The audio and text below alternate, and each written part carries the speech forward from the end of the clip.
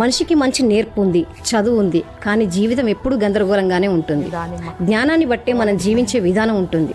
పెద్దవాళ్ళు ఒక సూక్తి చెప్తారు: చీమ సిద్ధజ్ఞాని, కోడి కాలజ్ఞాని, కుక్క సుజ్ఞాని, పంది పరమజ్ఞాని, మనిషి అజ్ఞాని.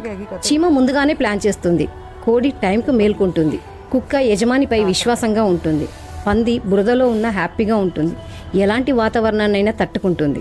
ఇలా దేవుడు సృష్టిలో ఉన్న ప్రతి జీవికి నువ్వు ఇలాగే ఉండాలి, ఈ పనే చేయాలి అని ఒక పర్పస్ ఇచ్చాడు. కానీ మనిషికి మాత్రం నువ్వు ఎలాగైనా బ్రతకచ్చు అని ఆలోచించే విచక్షణ ఇచ్చాడు.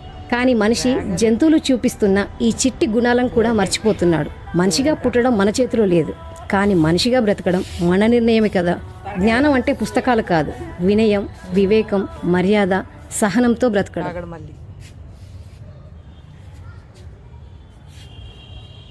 టమాటా, ములక్కాయ.